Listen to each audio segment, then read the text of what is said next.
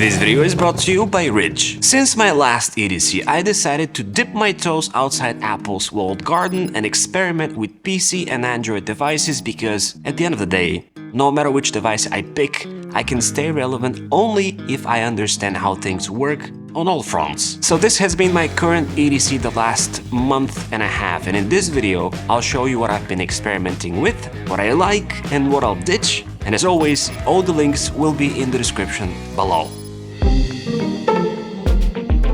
This change started when I purchased the Surface Pro 9 during Prime Day, and over a month later of carrying this PC almost every single day, I can say I really like the concept of it. However, I am still reluctant of doing a dedicated video on it because of my mixed emotions, which for the most part are triggered by the Intel processor. See, this form factor is great. The overall size and footprint of the Surface Pro 9 is ideal for daily productivity, especially when knowing that you have a fully fledged operating system at your fingertips. Something that I talk more about in my iPad in a desk setup video, which I'll link at the end of this one. I can do all my writing and graphic design tasks on the Surface Pro 9 without a drop of a hassle. I can even do light gaming if I like it. Age of Empires. My gripe with this device, and the reason I won't be sticking with it for a lot longer, is the constant reminder of the Intel Evo i7, and before you jump into conclusions, I'm not talking about performance issues, even though it is miles apart from something like the Ed 2. The problem is this. So right now I'm watching Mission Impossible 4 on HBO Max, and there's nothing else happening on this computer, and still, can you hear this?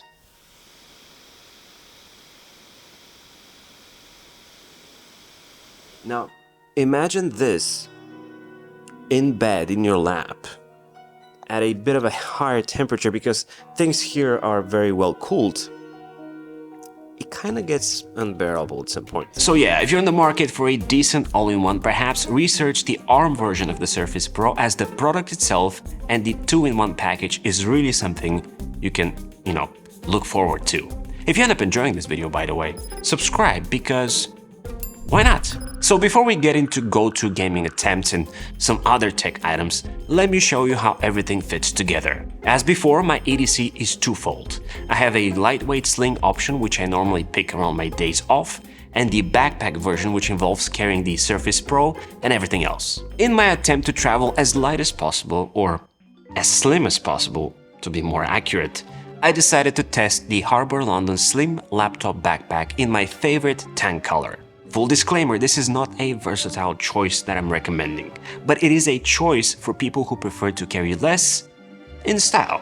As with my iPad sleeve, which I've talked more in my iPad videos, I expected unbelievable softness, but that's not the case here, and for a good reason. In order to protect the gear and keep the structural integrity of the slim backpack, it is a lot more rigid and stiff. It's not as light as one might think, but looking from a distance, it is one of the slimmest backpacks that boasts an incredible amount of sophistication. Below 13 liters, it can fit less than most choices out there, yet it is able to accommodate even the largest of MacBooks, the 16-inch. I really like the water-resistant zippers and the handle to carry it around if I decide not to use the shoulder straps, but what I like by far is the full-grain cowhide leather, which will age beautifully. On the weekends, in most cases, I rock the TomTok custom sling bag, which I've customized with matte coated fabric in sienna brown on the top half, my favorite as you might guess at this point. And I chose the contrasty black bottom and back alongside Fidlock V-buckle for that ultra satisfying magnetic fastening,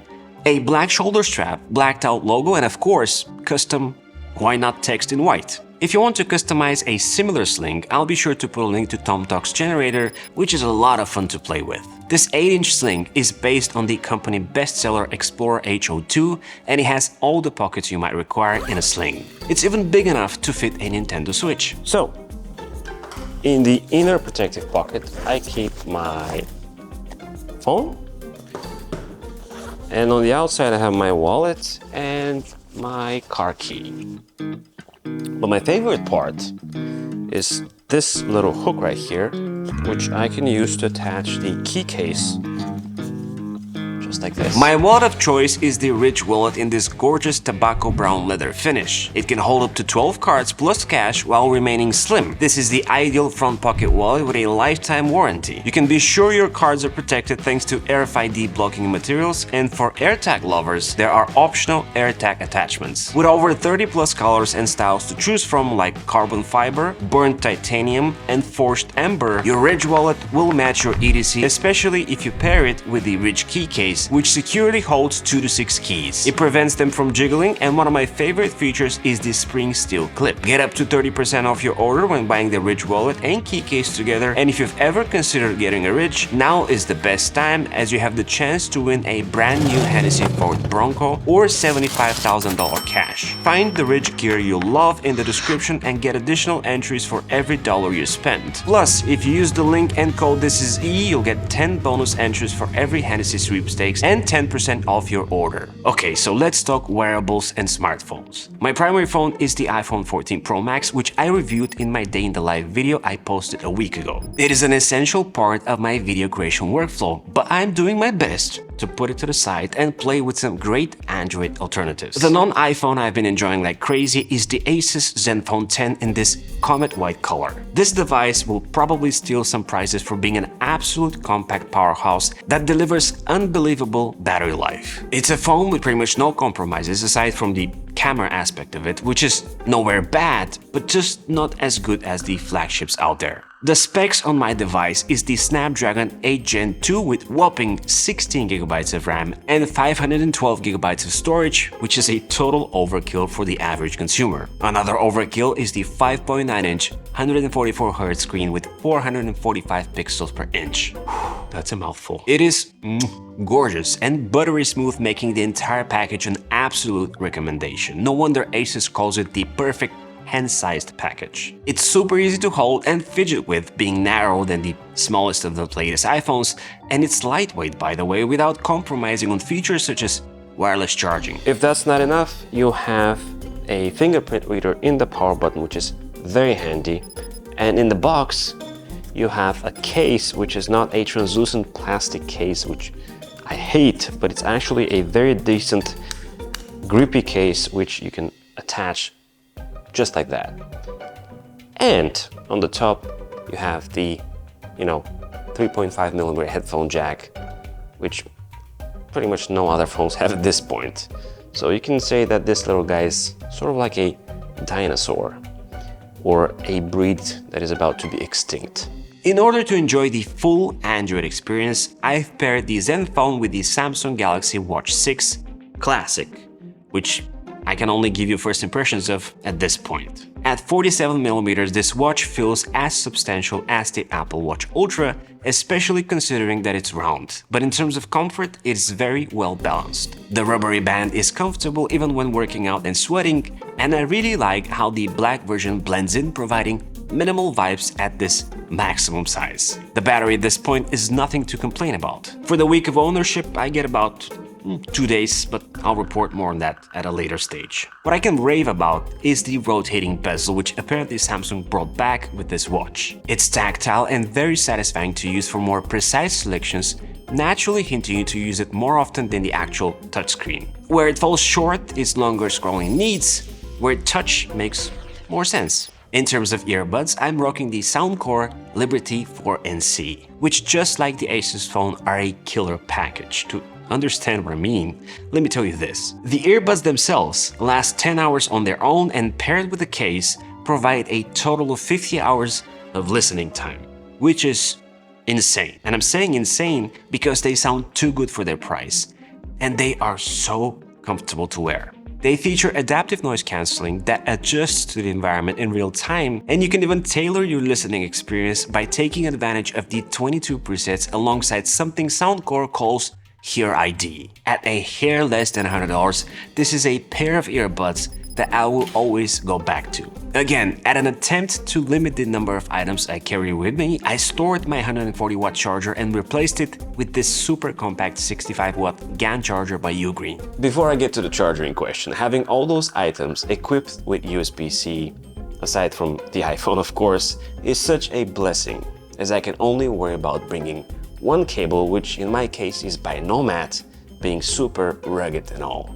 Very excited for my EDC optimization with the release of iPhone 15. So the Ugreen Nexo 65-watt charger features 2 USB-C ports and 1 USB-A, distributing the power equally depending on what's plugged in. To give you a perspective of how compact this is, it is half the size of the compact MacBook Air chargers, providing more power and better bang for the buck. If the Surface Pro were to use the ARM processor, by the way, I would have had the chance to grab something even more compact, like the smaller 45-watt version. So I recently purchased the PS5, which I set up at home. And I was very excited to try the PlayStation remote option, where I can connect to the PlayStation via the phone or the computer and just, rock the games that I have on this beautiful machine. So for that, I have prepared the PlayStation app on the Surface Pro 9, and I'll be using a PlayStation 5 controller. Now, something to keep in mind is that this controller does not work via Bluetooth on the Surface Pro. It needs to be connected with the help of a cable. But other than that, everything works great. Aside from another little thing to keep in mind is that when you connect the controller, let me show you how this works.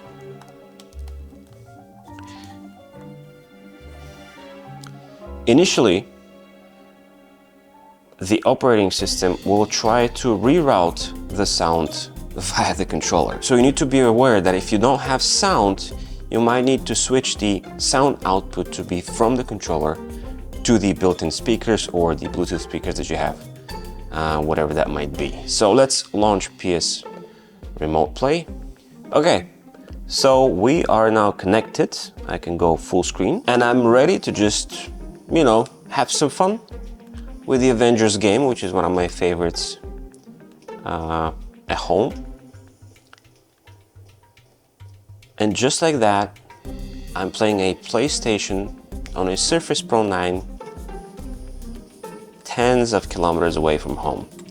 It is unbelievable. And by the way, the quality, I know it all depends on the connection, but the quality is very good. It might be a bit blurry at first until it establishes a good connection, but once it hooks up, I think it looks great. And I'm not a competitive gamer, but for stuff like this, I don't notice any lag or something that might bother me. When I'm done playing the PlayStation, I can just hit the X, and it's important to put the controller, the connected console, to in rest mode if I want to connect to it again. So if I don't select this option, it will put the PlayStation to sleep and I won't be able to connect to it again next time. And boom, I can just disconnect this